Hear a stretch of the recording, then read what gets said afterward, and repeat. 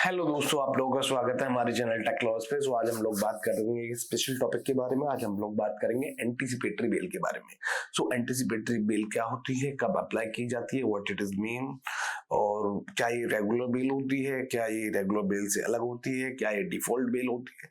आज हम लोग ये सब चीज डिस्कस करेंगे। चलिए शुरू करते हैं। सबसे पहले हम बात करते हैं एंटीसिपेटरी बेल का मतलब क्या होता है, ये आया कहां से। बेसिकली मैं आपको बताऊं, anticipatory bail is not defined in CrPC and BNSS.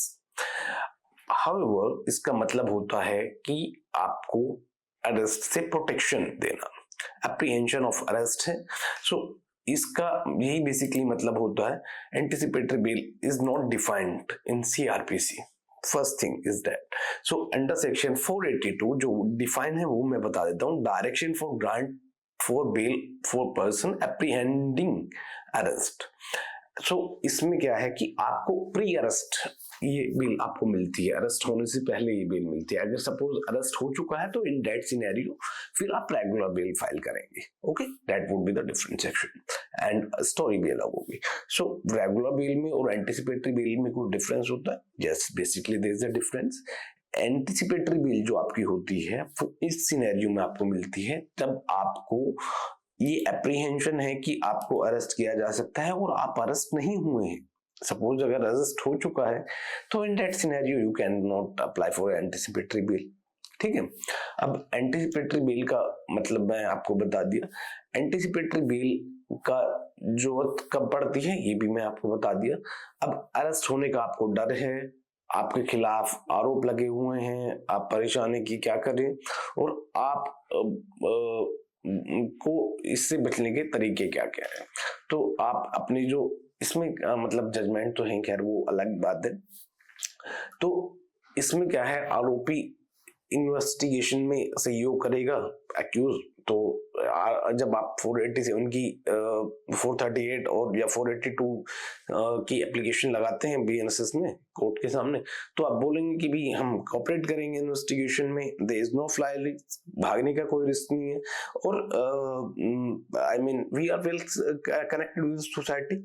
But जब आपको बेल ग्रांट करते हैं कोर्ट तो कुछ वहां पे वो भी कंसिडरेशन रखते हैं कि भाई किन सबसे पहले क्या कंसिडरेशन कोर्ट रखेगा कि आपको एंटीसिपेटरी बेल दे या ना दे। तो पहली चीज जो कोर्ट सबसे पहले देखता है, सीरियसनेस ऑफ द चार्जेस, कि कितने सीरियस एलिगेशंस आपके ऊपर लगे हुए हैं। अगर एलिगेशंस बहुत सीरियस नेचर के हैं तो in that scenario there is a probability कि court can deny for the bail, anticipatory bail. और रीजनेबल ग्राउंड फॉर अरेस्ट, अगर जैसे प्रोसिक्यूशन अपनी स्टोरी लेके आएंगे, आप एंटीसिपेटरी बेल लगाएंगे तो कोर्ट आपको टाइम देगा और उधर से प्रोसिक्यूशन से मंगाएगा, भाई आप अपने डॉक्यूमेंट लेके आओ, क्या इनके ऊपर अरेस्ट के मतलब एलिगेशंस लगे हुए हैं, ये जो बोल रहे हैं क्या है। क्योंकि आपको सपोज कुछ पता भी नहीं है, इन that scenario you can file anticipatory bail कि भाई मुझे नहीं पता, मुझे एप्रीहेंशन है क्योंकि I don't know about anything, I am just filing this application.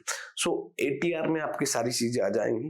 तो prosecution can I mean argue कि आपको बेल नहीं मिलनी चाहिए।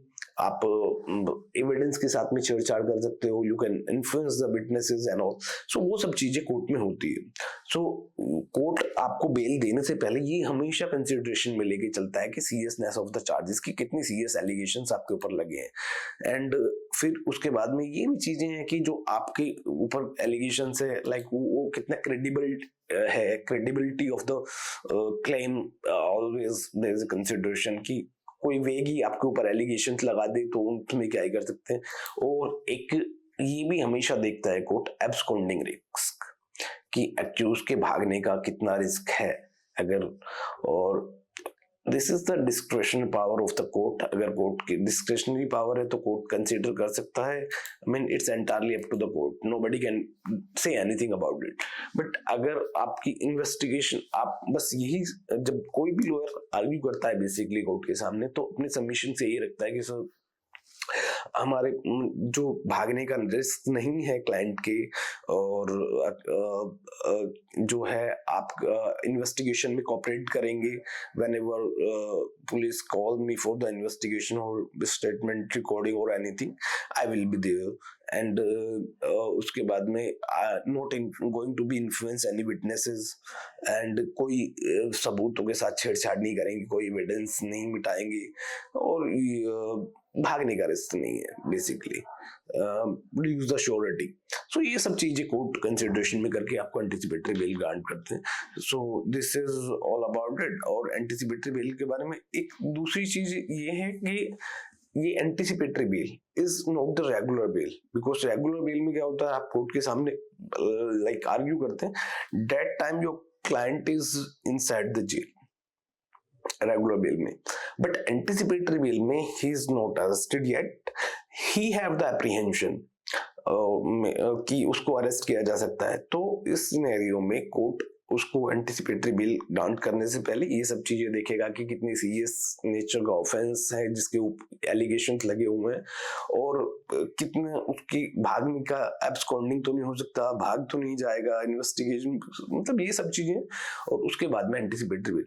Regular bail is entirely different. और भी बेल है, रेगुलर बेल है, डिफॉल्ट बेल है। डिफॉल्ट बेल अगर आप देखेंगे, default bail is entirely different topic altogether. Anyway, that would be, I mean, I should try to bring another video, so मैं फिर उसमें उसके बारे में डिस्कस करेंगे। So this is all about the anticipatory bail. If you will, I mean, if you like the video, please like, comment, share and subscribe the channel. And अगर आप चाहते हैं किसी टॉपिक पे मैं वीडियो बनाऊं आप लोगों के लिए, so please comment in the comment in the comment section, and I will be try to make a video on such topic. Thank you very much.